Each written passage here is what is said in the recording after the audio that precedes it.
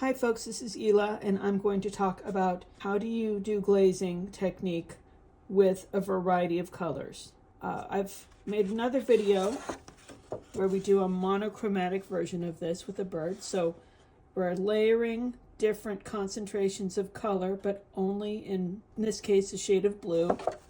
But here we're doing circles, and we're using all three primary colors: red, yellow, and blue.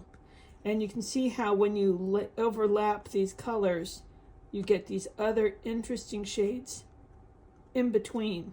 And the colors are lighter or darker depending on what color is the most concentrated on top. And then we have these more pale colors, which are painted first. They're underneath. I'm going to do this picture again. Kind of reminds me of the Olympic symbol, but a little different. So I just have a circle. It could be anything that's a circle. You could just trace around it. And you just want to make sure that you have them overlap and you have enough room for two circles, like a Venn diagram, to connect. And I want to do 6 total. So 1, 2, 3, 4, 5, 6. This is my 6th one. Okay. So whenever you paint in watercolor, you're always working from the lightest color and then letting it dry and then putting on your more concentrated, darker colors later on. And the reason why we do this is I'll just show you right now. This paper is completely dry. It's been hanging out for a while. But if I get this blue wet, you see how that water is turning blue? If I put another layer on top of a concentrated layer, it's gonna bleed, just like this is happening right here, right? I'm lightening this area up and it's not staying put. Whereas over here we have a very pale blue, and because there's not much paint at all there, the paint is more likely to be absorbed into the paper. So whenever you're doing a painting, you always start with the lightest layers, and then when you put your next layer on top, they're gonna stay put. They're not gonna bleed like this guy was. So I'm going to, first of all, make my 3 light colors. Let's see, I'm going to think about where am I dipping my brush? This is my dark water. This is my dirty water. This is my clean water, so I can rinse out my brush in this container. But then I add water from this little container, which is cleaner. And this means I don't have to get up and change my water all the time. So I can do this with my brush. I can also use a dropper like this. So this is a dropper. I can also add water like this. Here's going to be my pale blue. I could even take my old blue over here and dilute it, and we'll see what it looks like. That's a nice pale blue. That'll work. Rinse out my brush, get it really clean, dry it off, go into this quinacridone rose, right? This was ultramarine blue. This is quinacridone rose. How dark is it? Maybe a little bit darker than that blue. Let's put a little bit more water in there, just so that they match a little bit more. That's better. Dirty, wipe, wipe, wipe. Clean, wipe, wipe. Dry, yellow. Going into my yellow. Stirring it around. Yellow tends to be the weakest color. You end up using a lot more yellow paint than any other color, just to get the same results because it is so pale. You could maybe even be a little tiny bit more water.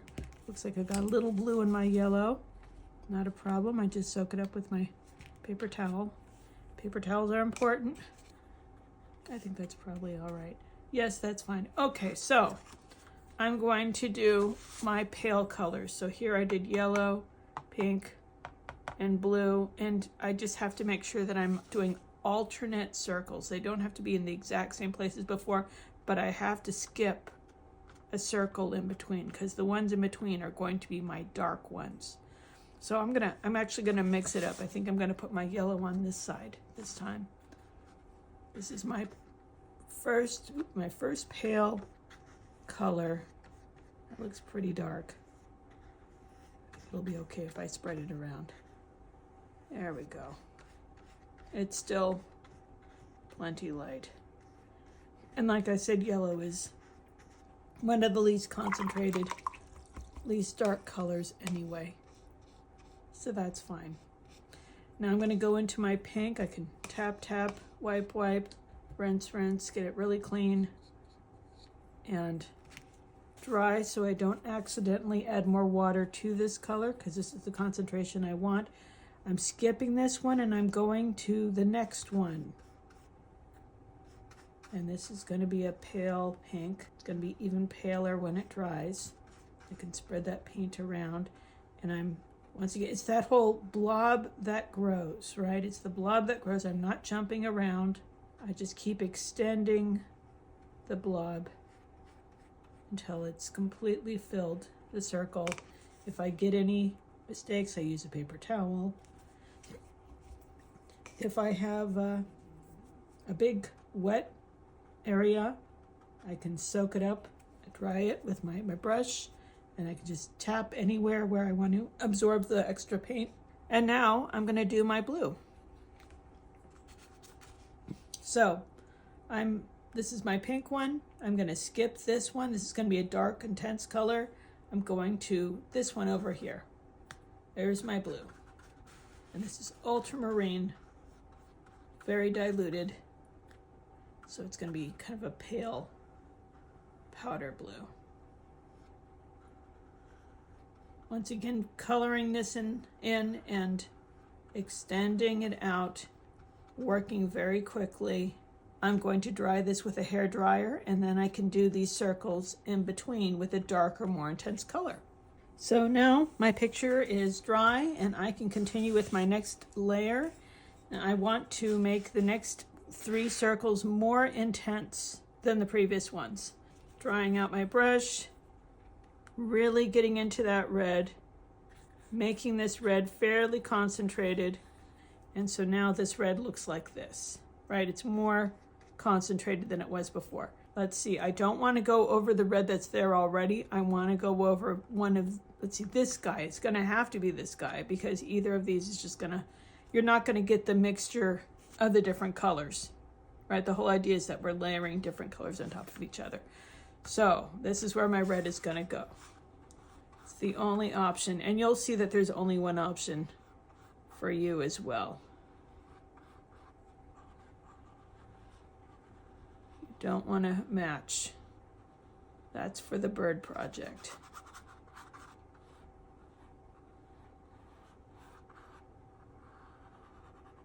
Okay, that one's done. Tap, tap, tap. I like to rinse, and I hit my brush on the bottom of the container. Wipe, wipe, and then I rinse it in my clean. Wipe, wipe, and dry on my paper towel. Don't want to be adding a bunch of water to this. We're making a concentrated color. So yellow's going to go here. Can't go here, right? Because then I'll be adding yellow on top of yellow. So I'm going to put it right here. Stir it around. I'm going to get some really mushy, thick yellow paint in there. I'm stirring it around. I'm spinning my brush, and that's very concentrated. That's a bright yellow. That's going to go perfect right here. I'm going to go straight in, starting on the left. If you're a lefty, you're going to be starting on the right. It means I don't accidentally put my hand in my painting if I start on my non-dominant side and work my way to my dominant side. I find it's just more comfortable.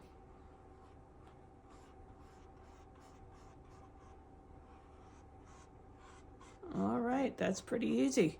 So there's my yellow circle. stir around in my dirty paint water, and then I stir around in my clean water. Then I dry my brush. Paper towel still can absorb something. And now I'm going to go into my blue.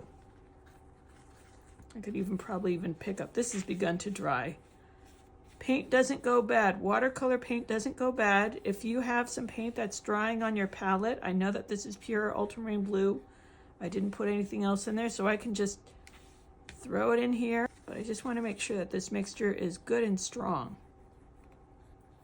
This is my top layer. Let's see. Pretty good, maybe a little bit more. Ultramarine blue is not the strongest blue. That title belongs to phthalo blue. Ultramarine blue is a little bit more natural. I'm stirring my brush around, spinning it in there, making sure all that pigment is mixed in with the water. That's probably good enough. I'm going to go on top. We can see that's a stronger blue than the one we had over here. And I'm going on top of the pink and the yellow. I'm not going on top of the blue over here. It's all about visually mixing colors. And the colors are going to change as the paint dries. Right now this blue is really dark and really covering up these colors, but as it dries, the paint will become more transparent. And you'll be able to see a mixture of the color that's on top and the colors that are underneath. So here it is totally dry, and here it is in comparison with the one that I did before. And you can see I used a different shade of blue. I think I used more of a phthalo blue here. This is an ultramarine blue. So they're a little bit different, but it's just kind of fun to see, you know, what kind of colors do I get when I combine these two versus these two. It's a little bit more purpley over here. These two are a little bit more green. These are not so green. A little bit more of a muddy combination. You know, you find out what happens when you mix different colors. I hope you try this at home. This is a lot of fun and it doesn't take a lot of time, and it helps really drive home how glazing works. See you later.